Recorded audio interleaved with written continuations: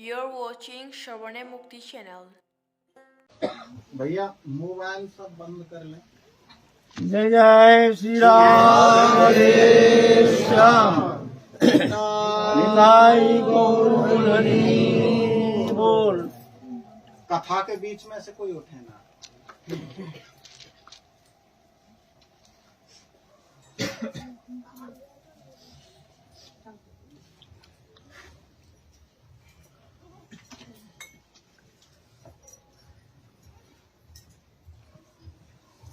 हमारे आलोच्य विषय चल रहा है पतित पावन अवतार भुवन पावन अखिल रसामृत सिंधु पूर्ण ब्रह्म सनातन प्रेम पुरुषोत्तम श्री कृष्ण चैतन्य महाप्रभु के जीवन चरित्र संबंध में किंचित दिग्दर्शन करने का प्रयत्न करेंगे। है तो अगम्य वो लीला, देखने में लगता है प्राकृत, लेकिन वह है दिव्याति दिव्य, मायातीत, इंद्रियातीत, गुणातीत। एकमात्र प्रेम के द्वारा ही वो लीला आस्वादन करना संभव। बुद्धिमत्ता के द्वारा, विद्वत्ता के द्वारा भगवत लीला में अनुप्रवेश किंचित आनंद आस्वादन करना कदापि संभव नहीं। फिर भी ये लीला जो चिंतन करते हैं, जो स्मरण करते हैं, जो अनुशीलन करते हैं, भगवत कृपा से उनके हृदय अंतःकरण वृत्ति माया मलिनता मुक्त होकर के शुद्ध हो जाता है।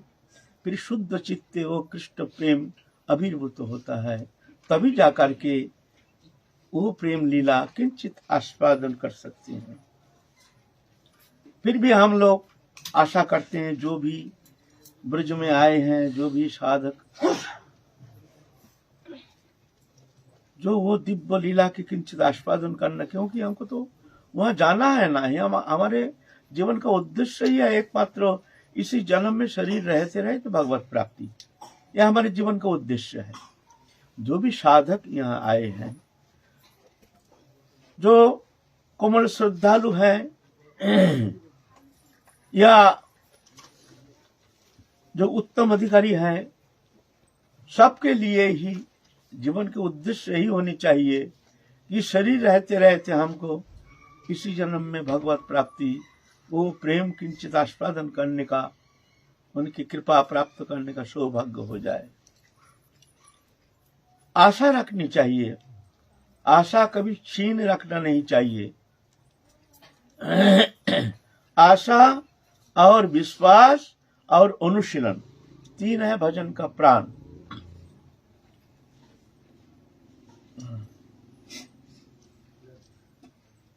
आशा दुर्बल हो जाता है, जो हमारे द्वारा तो होगा नहीं, क्षीण आशा, हम तो संसारी मायाबद्ध जीव है, तो आप कभी बन नहीं पाएंगे। कभी किसी भी अवस्था में कोई भी साधन प्रक्रिया के द्वारा, कोई भी साधन चेष्टा के द्वारा आप वहां पहुंच नहीं पाएंगे।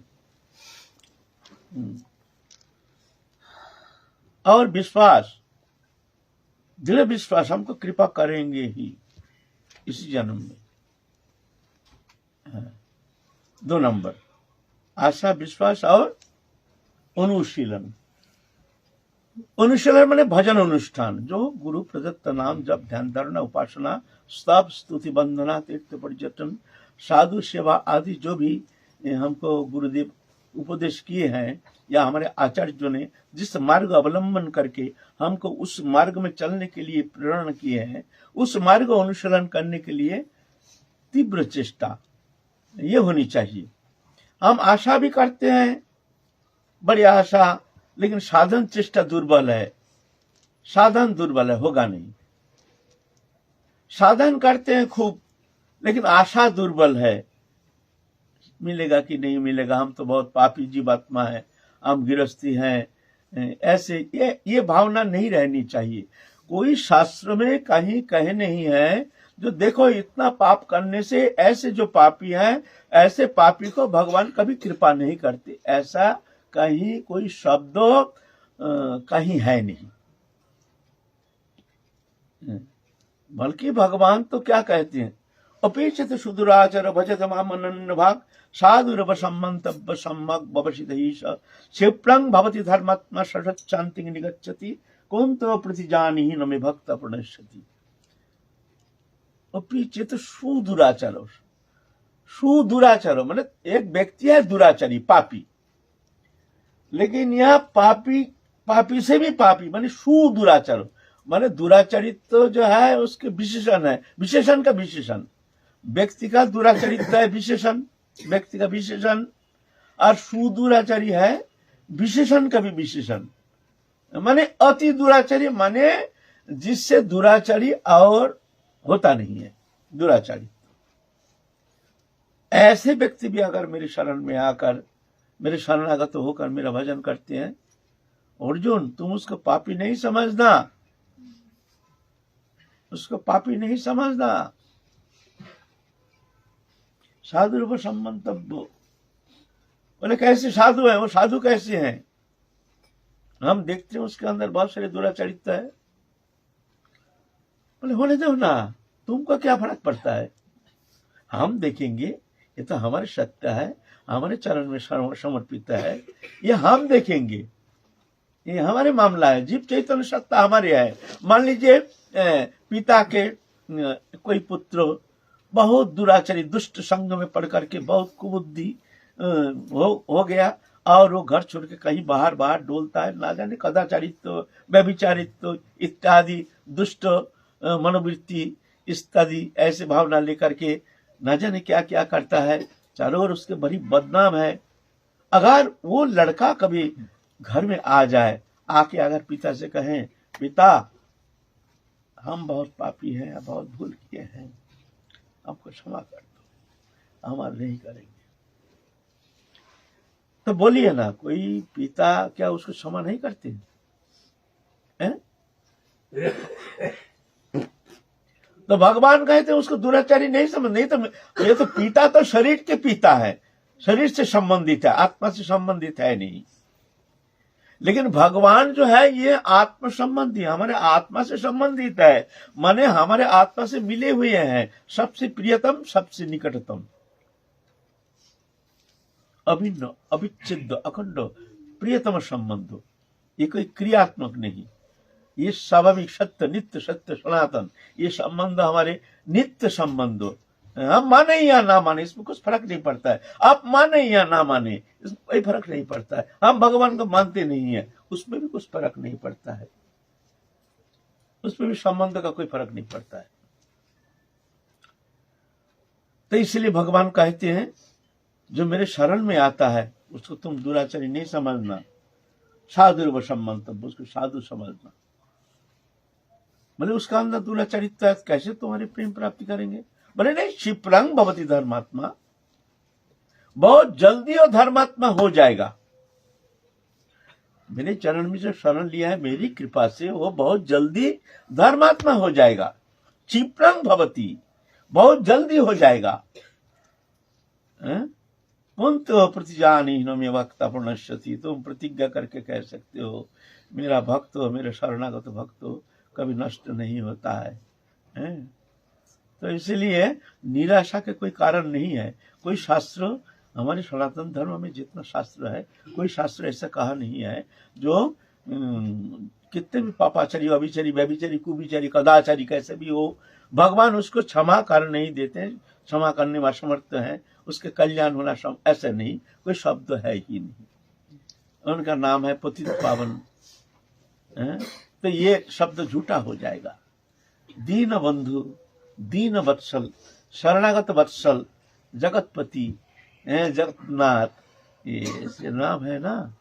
इसलिए साधन कम करना वो भी अच्छा है, हमारे भजन होता नहीं वो भी ठीक है, अच्छा है, लेकिन दो चीज ख्याल रखना, आशा छोटा नहीं रखना। बोले हम कितना भी पापाचारी हो, दुराचारी हो, व्यभिचारी हो, हाँ इसी जन्म में तुमको प्राप्ति करेंगे। बोले कैसे करोगे? तुम्हारे तो इतना पाप, इतना दुराचरित, इतना चरित्र, इतने तुम्हारे अंदर व्यभिचार, इतने अभिचार कुविचार कदाचार है, तुम कैसे प्राप्त करोगे? क्या भरोसा, कौन सा भरोसा लेकर के तुम ये शब्द कहते हो?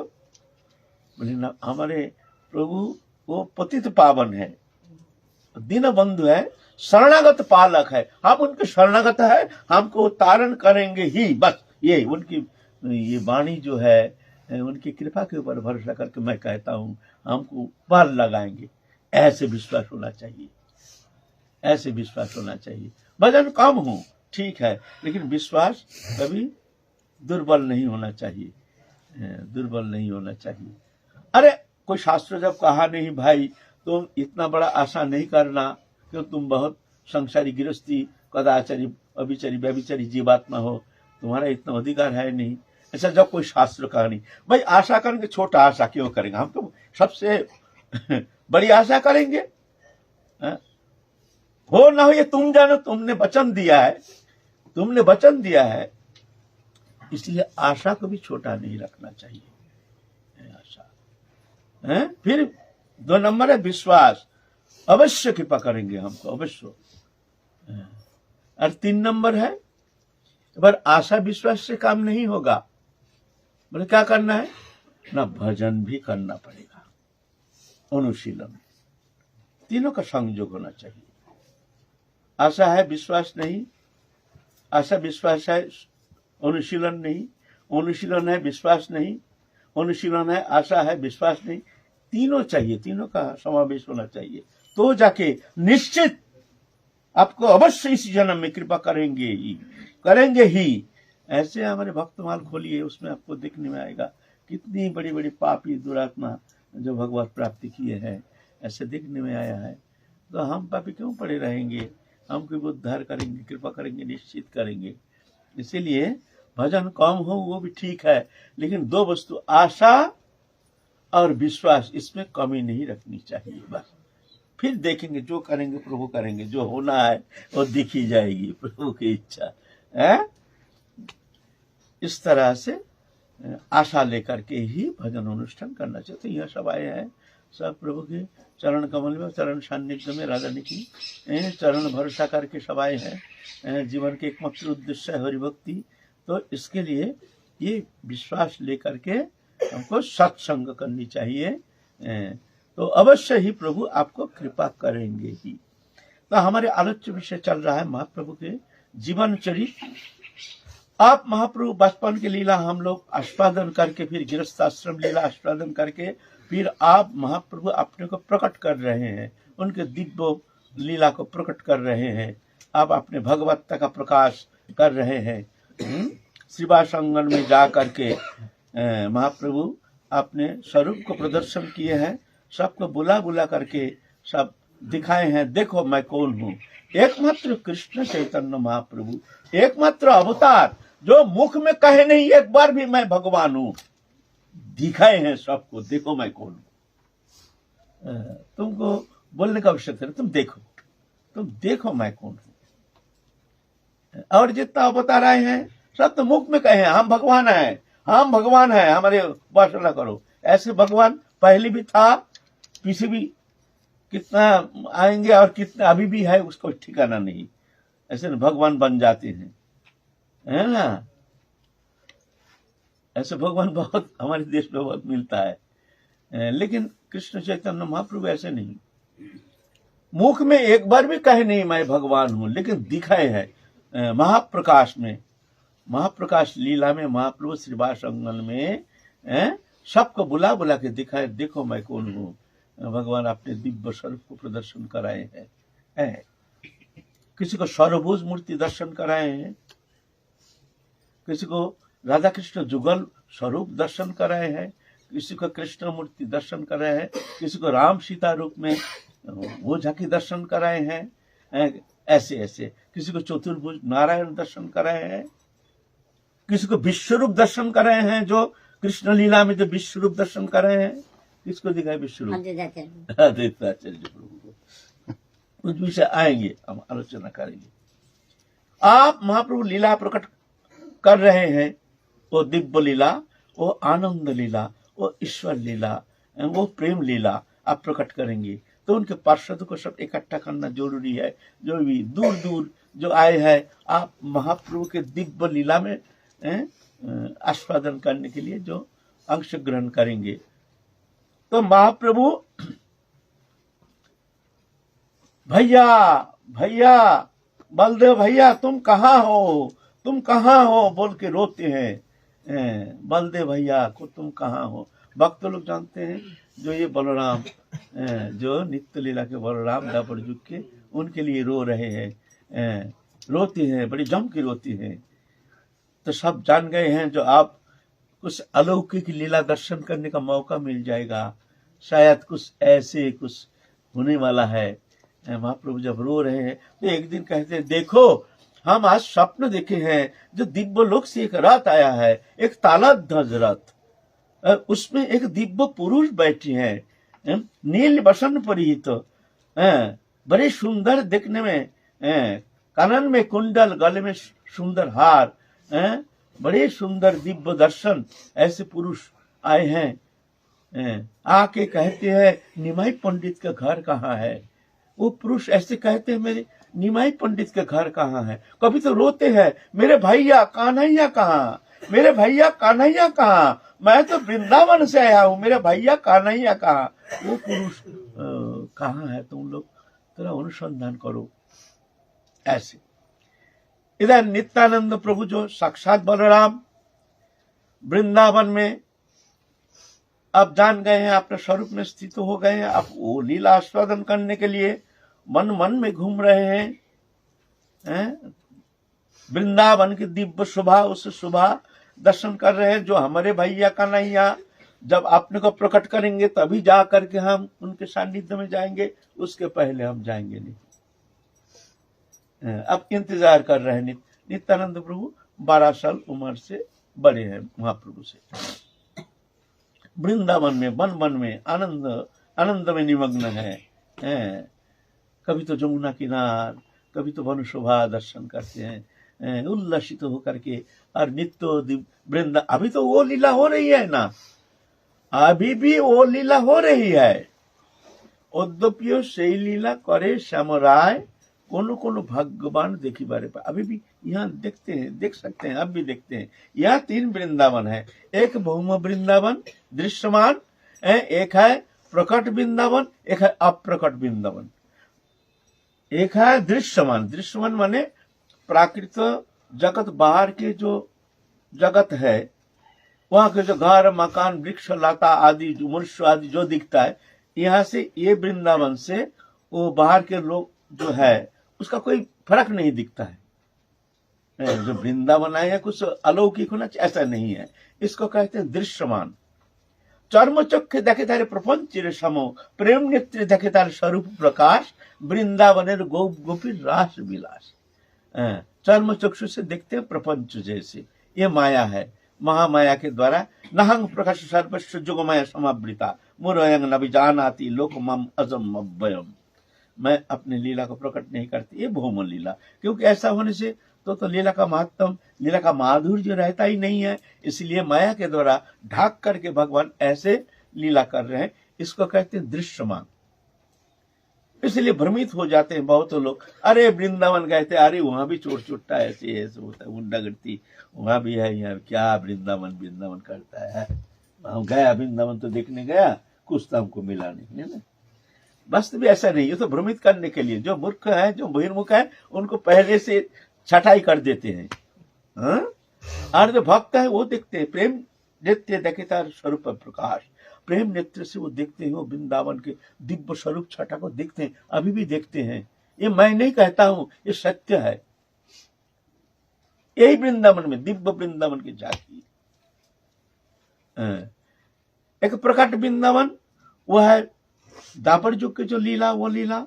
और अप्रकट वृंदावन नित्य वृंदावन जो है, जो कभी आते नहीं जाते नहीं, वो वृंदावन भी यहीं पर प्रकट हो जाते हैं। यह नहीं निकुंज लीला दर्शन के लिए तुमको गोलोक धाम जाना पड़ेगा, कोई जरूरत नहीं, यहीं पर प्रकट हो जाता है। इसलिए 3 वृंदावन विद्यमान यहाँ है ना।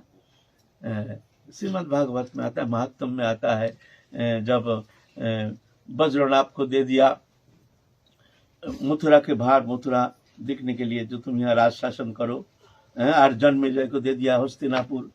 तो जन्मेजय सोचते हैं भाई हमारा देखते हैं क्या कैसे राज शासन कर रहे हैं। तो जन्मेजय एक दिन आया मथुरा में आकर के, अब तो भूमिका में जा रहे हैं ना, आ गए हैं मथुरा में आकर के देखते हैं भाई यहाँ लोग जन है ही नहीं, कुछ है नहीं, कोई राजा ना प्रजा, कुछ नहीं। अरे हमारा भैया कहाँ गया वो वज्रनाभ? तो क्या करे, कोई कुछ है नहीं तो क्या करें, चलो भाई थोड़ा सा वृंदावन थोड़ा जंगली थोड़ा वन प्रदेशी थोड़ा घूमो। तो जन्मेजय आकर के घूमते देखते साधु जैसे दाढ़ी उड़ी बढ़ा लिया, देखने में तो लगता है जैसे वज्रनाभ जैसे, पहचानता हूँ सामने आया तो अरे ये तो वज्रनाभ, अरे तुम ऐसे साधु बन के घूम रहे हो, क्या बात है? तुमको तो यहाँ भेजा है राज शासन करने के लिए, मथुरा का राजा बना के तुमको भेजा है और तुम इस तरह से। बोले भाई राजपाट क्या करेंगे, तो ये बेकार क्या राजपाट करेंगे, बड़ा आनंद ले रहे हैं वृंदावन के, वो दिव्य वो लीला दर्शन करते हैं, आनंद लेते हैं। बोले कहाँ लीला, वृंदावन की लीला, हम तो घूम रहे हैं वन प्रदेश में, घूमते अकेला क्या करेंगे, हम आए हैं देखने के लिए, हमको तो कुछ मिला नहीं। बोले चलो तुमको दिखाएंगे।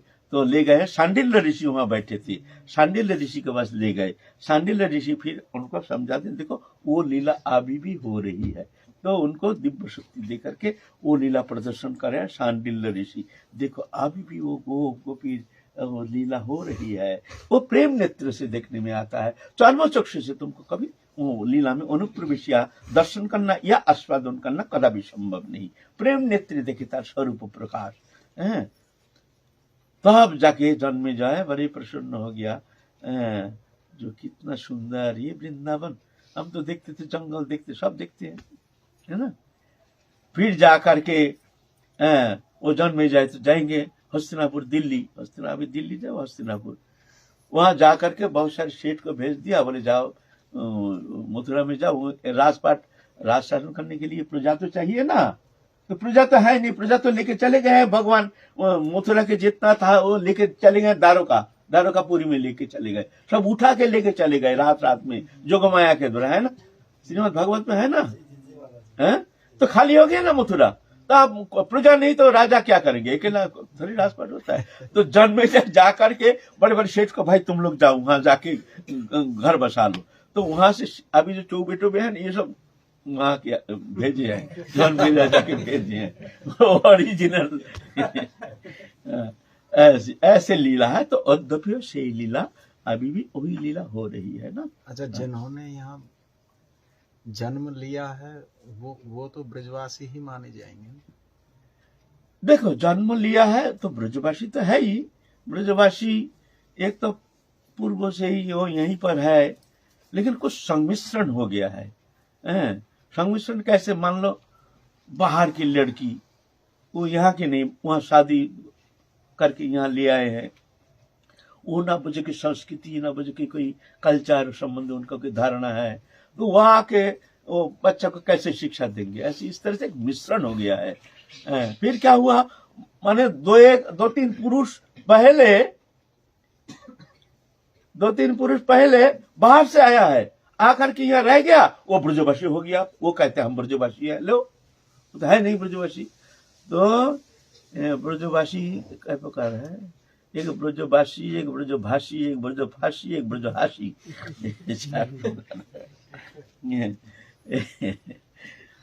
पीछे बात आलोचना करेंगे इस विषय में। ओरिजिनल ब्रजभाषी है, उनके आचरण, उनके व्यवहार, उनकी संस्कृति, उनके मानसिकता, उनकी जो प्रेम अभी भी देखने में आता है। अगर उनके पास तुम जाओगे तो देखोगे वास्तविक है, अभी ग्राम में बहुत इंटीरियर में ऐसे अच्छे ब्रजवासी भी है। और बाहर के, हम जैसे आ गए बाहर से, बंगाल से, बहुत दिन हो गया, हम भी कहते हैं हम तो ब्रजवासी है। अरे भाई तुम कैसे ब्रजवासी हो गया, ठीक है भाई, मान्यता है। तो इस तरह से हमारे बलदेव भैया आनंद ले रहे हैं, जो ब्रज में आनंद ले रहे हैं, दिव्य दर्शन कर रहे हैं, जो हमारे भैया कान्हैया जब अपने स्वरूप को प्रकट करेंगे तभी जा करके हम जाके मिलेंगे। आप इंतजार कर रहे हैं, आनंद में निमग्न है, और दिव्य पुरुष बलराम फिर जब जान गए हैं तो अब हमारे भैया कान्हैया अपने को प्रकट किए हैं, तो अब धीरे धीरे बलराम आए हैं नवद्वीप में आए हैं, आकर के जी आप सीधा तो हम परिचय नहीं करेंगे भाई, हमारे भैया हमको ढूंढ के निकालेगा तब तो जानेंगे हमारे भैया का नैया। ऐसा थोड़ी होता है हम जाएंगे ऐसे ही मिल लेंगे। हमारे भैया होगा तो भैया हमको लेने के लिए आ जाएगा, भैया को आना पड़ेगा, ऐसा थोड़ी है। तो दिव्य पुरुष बहुत, नित्यानंद प्रभु ना बहुत 7 हाथ जैसे लंबा, 7 हाथ बोलते 7 फुट जैसे, बहुत लंबा शरीर, कद जैसे दिव्य एकदम आकर्ण नेत्र, चेहरा भी एक अद्भुत अद्भुत सौंदर्य शरीर में, ऐसे छीना, इतने विशाल छीना है, बड़ी सुंदर दिव्य अजानो लंबित भुज है। आए हैं नंदन आचार्य जी के घर में। नंदन आचार्य जी महाप्रभु के प्रिय पार्षद, नंदन आचार्य जी का घर में आए हैं।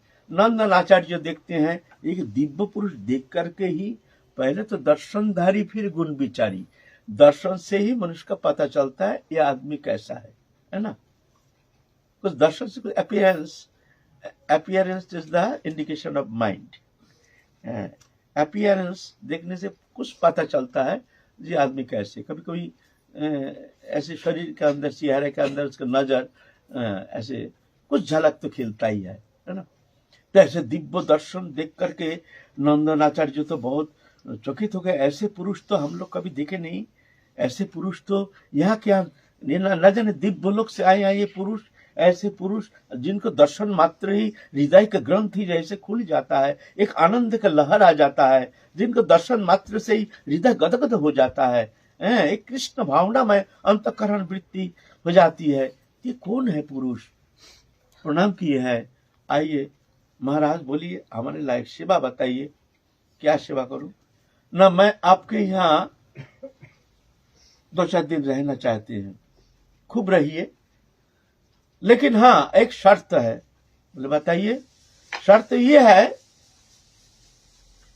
हम रहेंगे, आप किसी को बता नहीं सकते हम यहाँ है, किसी को कह नहीं सकते जो ऐसे कोई मेहमान हमारे यहाँ विराजमान है, किसी को आप कह नहीं सकते।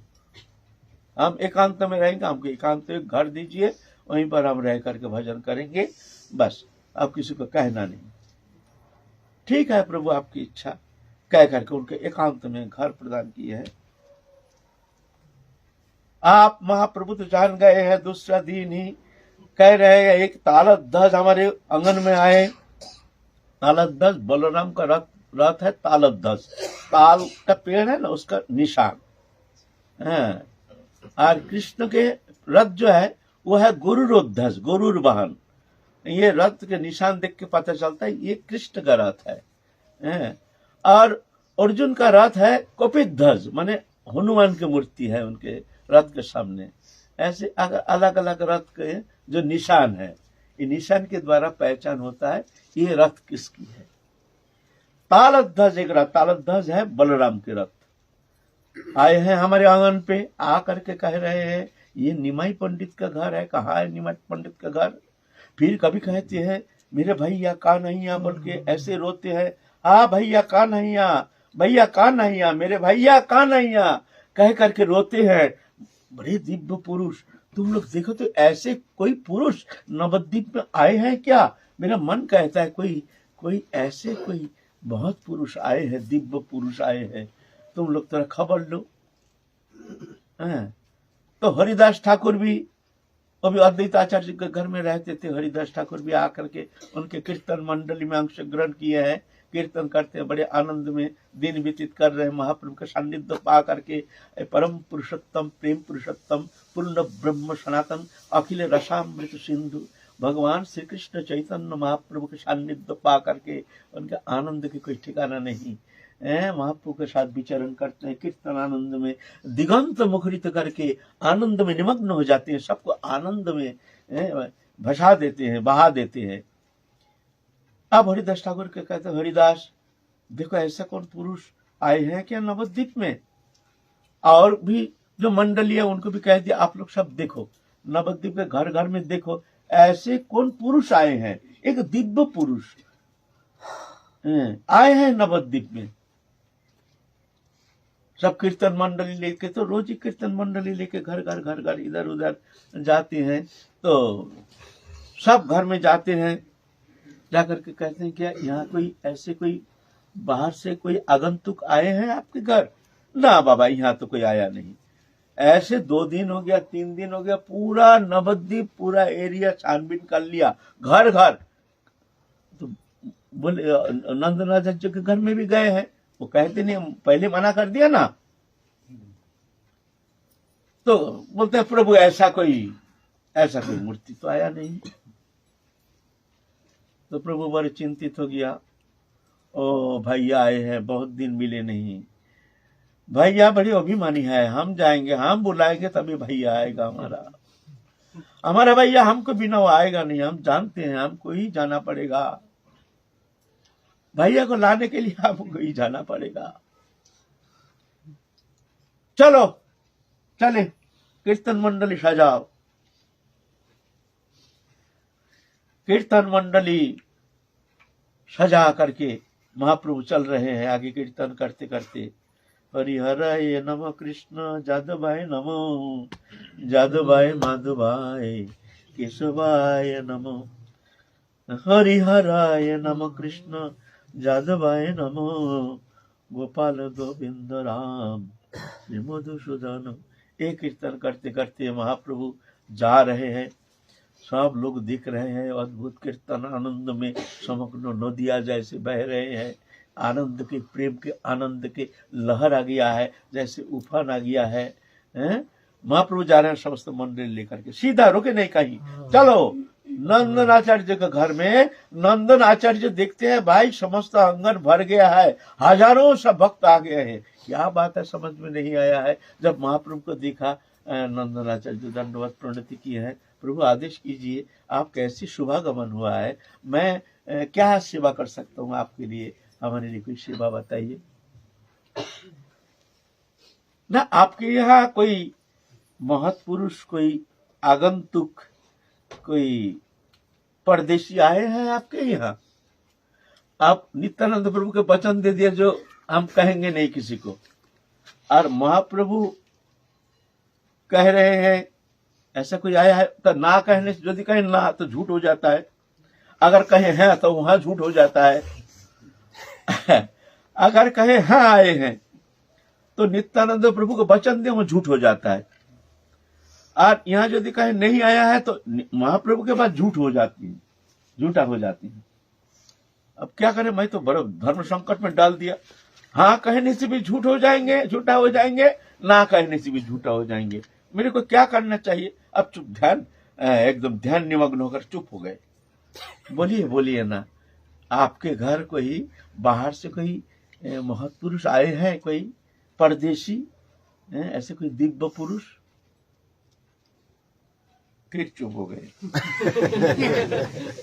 कुछ कहते ही नहीं है, झमेला हो गया ना, धर्म संकट। 3-4 बार ऐसे प्रश्न किए, आपके यहाँ कोई महत्पुरुष आए हैं बाहर से, कोई नवागत, तो कोई ऐसे पुरुष?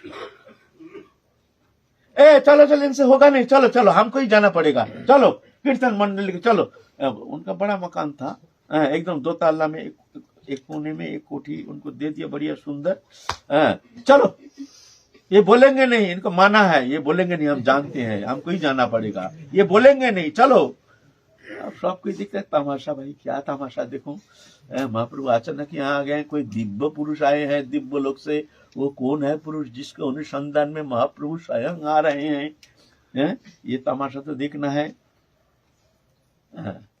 सब भक्त मंडली ऊपर में सीढ़ी से ऊपर जाकर के 2 ताला में एक कक्ष में जहाँ नित्यानंद प्रभु विराजमान, वहां जाकर के कीर्तन कर रहे हैं। और वो कीर्तन धन सुन करके आप नित्यानंद प्रभु जान गए हैं जो हमारे भैया कान्हैया आ गए हैं, हमको लेने के लिए मेरे भैया आ गए हैं।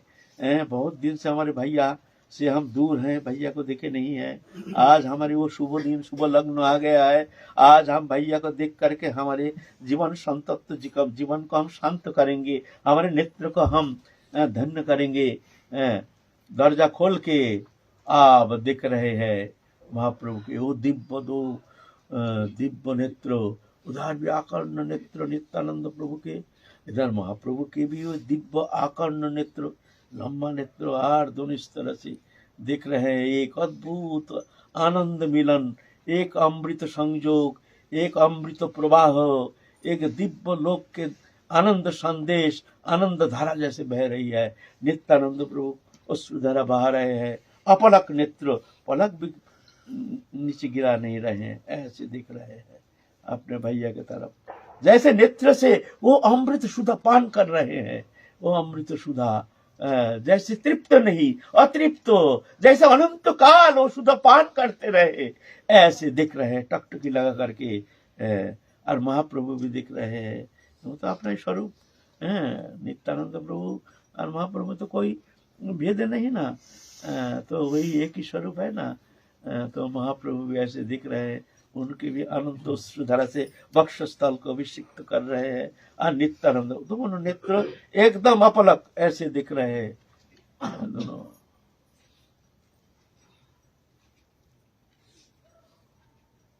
तब जाकर के श्रीवास पंडित एक श्रीमद् भागवत के एक श्लोक उच्चारण किए, बढ़ा पीड़ंग नटबड़ वपु, ये श्लोक उच्चारण किए हैं।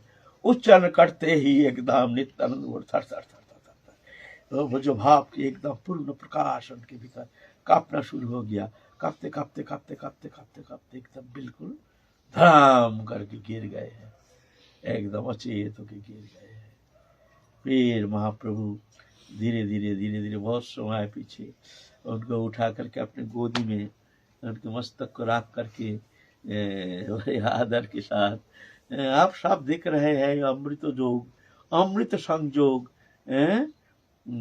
अमृत मिलन, ऐसे मिलन कभी तो देखे नहीं है कभी।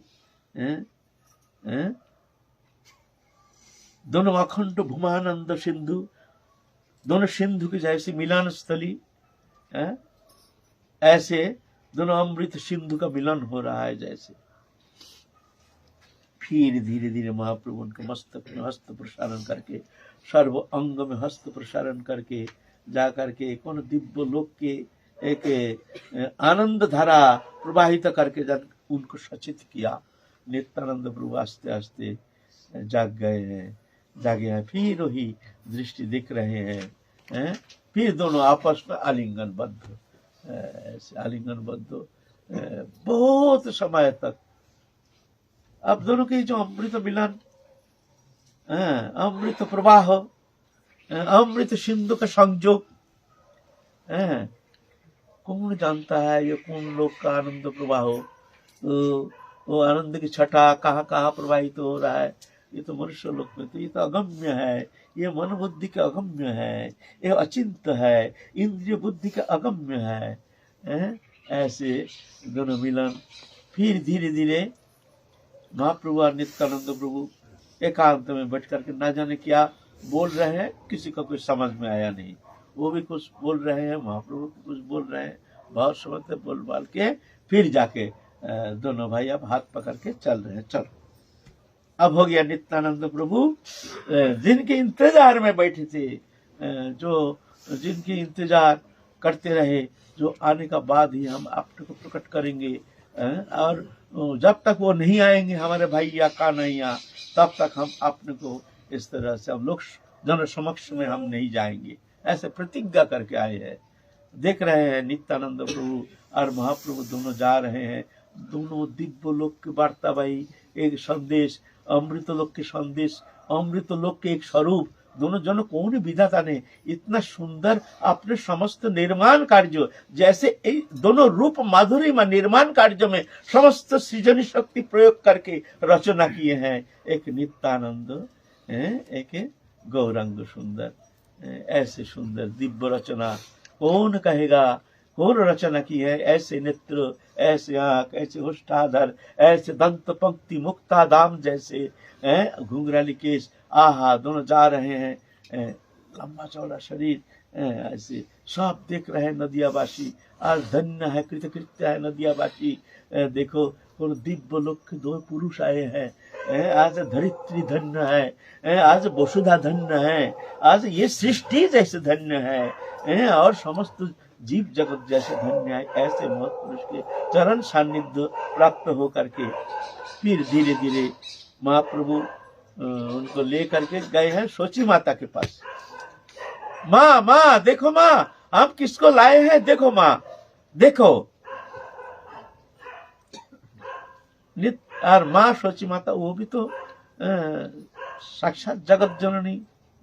सोची माता देखते हैं जैसे हमारा खोया हुआ धन वही विश्वरूप घर से चले गए थे ना, जैसे साक्षात विश्वरूप आ गया। विश्वरूप सोची माता देख रहे हमारे बेटा जो खोया हुआ बेटा हमको ऐसे अकेला छोड़ करके जो चले गए, जो वही विश्वरूप जैसे झलक दिख रहे हैं वही विश्वरूप आया है। बेटा बेटा बेटा करके एकदम सोची माता ऐसे रो रही है, फुट फुट के रो रही है, जैसे मिल गया वो हरा निधि, वो जैसे खोया हुआ वो निधि जैसे मिल गया है हमको। ऐसे सोची माता रो रहे हैं देख देख करके। फिर हाथ पकड़ के भीतर ले गए, ले करके सोची माता अपने हाथ से जो रसोई किया है बैठा करके फिर आपने हाथ से खिलाए नित्यानंद प्रभु के। बेटा तू कहाँ गया था, तेरे लिए तेरे इंतजार में मैं बैठी हूँ बेटा, तू हमको छोड़ के कहाँ चला गया बेटा, इतना दिन बाद तेरे को माँ का याद आया। ऐसे करके माँ रो रहे हैं। नित्यानंद प्रभु भी ऐसे भोले भाला निताई भोला भोला निताई हमारे आनंद में निमग्न होकर के माँ के हाथ से अमृत सुधा पान कर रहे हैं। जो सोची माता खिला रहे हैं खा रहे हैं। खा करके सोची माता बहुत बोले बेटा अब ना जाना, अब यहाँ से जाना नहीं माँ, ऐसा भूल नहीं करना। तो नित्यानंद प्रभु बड़े आनंद से पगला निताई, कभी तो दिगंबर वेश, कभी तो नग्न होकर के चले आते सोची माता के पास। वो तो अपना दिव्योन्माद दशा, दिव्य नित्य लक्ष्य नित्य भाव है ना। कभी दिगंबर दशा, अपने वस्त्र नहीं, निर्वस्त्र होकर के ख्याल नहीं। माँ हमको भूख लगा है, माँ खाने दो माँ हमको। अरे पागल कहेंगे, नग्न छोटा बालक नग्न जैसे, कपड़ा नहीं बचन नहीं, दिगंबर आए हैं कहाँ से, माँ हमको भूख लगा है। फिर मैया जाकर के कपड़ा पहनाते हैं, फिर ऐसे बालक वत निताई ले जाते हैं, फिर मैया खिलाते हैं। ऐसे लीला कर रहे हैं। उधर आनंद संकीर्तन में अब लहर आ गया है, लहर चारों ओर हरिनाम संकीर्तन का लहर। अब आए हैं बलराम, आए हैं साक्षात कृष्ण चैतन्य महाप्रभु, भुवन पावन परम मंगलमय अखिल रसामृत सिंधु, साक्षात भगवान जहाँ विराजमान है वहाँ आनंद की कोई कमी हो सकती है? दुखी है जीव जगत जब तक भगवत सान्निध्य, जब तक भगवत प्रेम सान्निध्य प्राप्त कर नहीं पाता है तभी तक जीव दुखी है। लेकिन वो प्रेम की एक बार थोड़ा सा छटा अगर किसी हृदय में किंचित समय के लिए अनुप्रविष्ट हो गया तो उसका समस्त वेदना संसार फीका पड़ जाता है, आनंद फीका पड़ जाता है। देखो ना बड़े बड़े राजा महाराजा, कुछ मिला नहीं, थोड़ा सा छटा, कभी प्रेम का छटा मिल गया, सब घर बाट स्त्री पुत्र कन्या परिवार सब छोड़ छाड़ के उदासीन होकर के चला जाता है वृंदावन के लिए। क्या मिला? कुछ मिला नहीं, लेकिन एक छोटा सा एक आकर्षण अनुभव किया है, उसमें ये स्थिति। और मान लो वो प्रेम अगर थोड़ा सा भी मिल गया तो उसकी दशा क्या होगी? और वो साक्षात आनंद घन मूर्ति साक्षात विराजमान है, इस तरह से आनंद लीला में निमग्न है। आप महाप्रभु फिर वही भाव दशा, नरा नरा नरा करके चिल्लाते हैं। नरा है अद्वैताचार्य। अद्वैताचार्य तो जब महाप्रभु प्रकाश के पहले ही वो भी नित्यानंद प्रभु जी चाहे है ना, जो हमको जब बुलाएंगे तभी हम जाएंगे, ऐसे ही अभिमान लेकर के जहां भाई गंगा जल तुलसी दे करके बड़े रो रो करके हमने गोलोक धाम से तुमको ले आए हैं, ऐसे थोड़ी आएंगे, तुम हमको बुलाओगे तभी आएंगे, नहीं तो हम आएंगे नहीं। सीधा चले गए शांतिपुर में, जाके चुपचाप बैठे हैं। और महाप्रभु अब नारा नारा नारा हमको गोलोक से बुला करके आज हमको यहाँ ला करके हमको भूल गया है, बैठा है शांतिपुर में। हैं? हैं? क्या जरूरत था? अगर तेरे मन में ऐसा ही था, तू दूर रहेगा, ऐसे ही तेरे मन में है, तो हमको लाने का क्या जरूरत था? हैं? बुढ़ा हमको ऐसे बुला के लाया, आप दूर है। सब जानते हैं महाप्रभु उन्माद दशा, दिव्य भाव दशा, क्या कह रहे, किसको कह रहे भगवान जाने। फिर कोई प्रश्न करते हैं, प्रभु कौन है? बोलते नारा, वो नारा अद्वैत हमको लाया है गोलोक धाम से, और ला करके यहाँ बुला करके बुढ़ा अब वहां जाके बैठा है चुपचाप। बोले कोई सहन करता है, सहन कर सकता है? प्रभु क्या करे? तो हम लोग जाओ बुला के लाओ, जल्दी जाओ।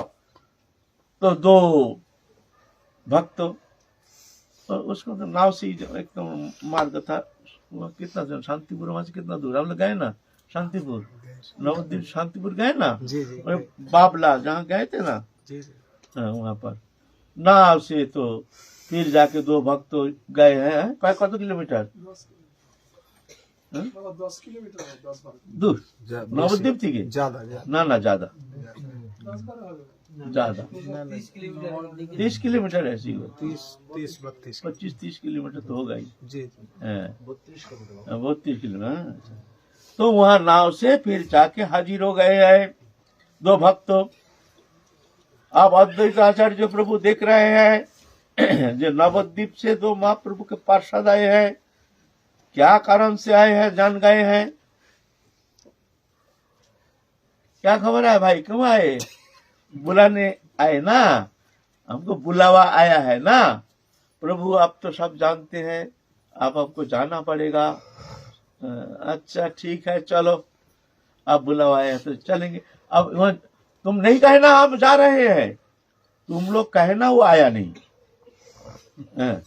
हम और कहीं रहेंगे, अंधा रहेंगे। अगर हमारे प्रभु है तो हमको फिर ढूंढ के लाएंगे। तो नाव में गए हैं दो भक्त, और अद्वैत आचार्य भी प्रभु गए हैं। जाकर के अद्वैत आचार्य चल गए नंदनाचार्य के घर, जहां बोलना नहीं हम आए हैं, बोलना वो तो आए नहीं। हमारे प्रभु होगा तो, और वो जो भक्त है ना उनको कहे नहीं हम नंदन आचार्य के घर जा रहे हैं, कहने से कह देगा नंदन आचार्य के घर है, तुम जाओ हम अभी जा नहीं रहे। तो दोनों तो चले गए महाप्रभु के पास, और दोनों ही भाई दास है, तो उनके बड़े के ऊपर तो कुछ कह नहीं सकते हैं, जैसा कहते हैं वैसे करना पड़ेगा। तो चले गए नंदनाचार्य के घर, और दोनों भक्त जाकर के प्रभु अभी भी हमको परीक्षा कर रहा नारा आया, आकर के बोलता है हम आए नहीं, वो नंदनाचार्य के घर गया है, बुलाओ जाओ अभी बुलाओ। नारा अभी भी हमको परीक्षा करता है उसका, अभी भी उसका संदेह है नहीं, बुलाओ उसको। यहाँ आकर के उसको बोलने का पहले ही महाप्रभु कह रहे हैं, चिल्ला उठे जो देखो बुढ़ा का बुद्धि खराब हो गया, बुढ़ा अभी भी हमको परीक्षा कर रहा है। नंदनाचार्य घर जाके बैठा है और कह दिया जो बोलो जाके हम है आया नहीं। फिर दोनों भक्त तुरंत ही वहां से नंदनाचार्य के घर गए, जा करके कहते हैं प्रभु तुम्हारे तो सब फास्ट खुल गया, वो तो प्रभु पहले ही कह दिया आपको जाना पड़ेगा। अब अद्वैत आचार्य प्रभु तो बड़े आनंद आज हमारे बुलावा आ गया, गंगा जल तुलसी दे करके जिसको हमने आह्वान किया, आज हमारी वो मनोरथ पूर्ण हो गया। आज हम हमारे जो इष्ट है, हमारे जो एकमात्र हमारे जो स्थान है, एकमात्र हमारे जो निवास स्थल है, वो पूर्ण ब्रह्म सनातन उनके चरण सान्निध्य में जा करके आज उनके चरण राज अंग में लेपन करके हमारे संतप्त हृदय को हम शांत करेंगे। आनंद में डगमग चित्त होकर के अब आ रहे हैं अद्वैत आचार्य प्रभु। हम लोग फिर महाप्रभु अद्वैत प्रभु के साथ चलेंगे, कल देखिए क्या लीला करते हैं, वहां भी देखेंगे हम लोग। आप लोग भी चलिएगा। हम लोग कल वहाँ महाप्रभु से अद्वैत कैसे मिलन होता है इस विषय में थोड़ा हम लोग देखेंगे, है ना। तो आज यही विश्राम रात हो गया ना, आज मिलन वहां जाएंगे नहीं, हम लोग कल जाएंगे। जय जय Shri Radhe Shyam. Subscribe to our YouTube channel.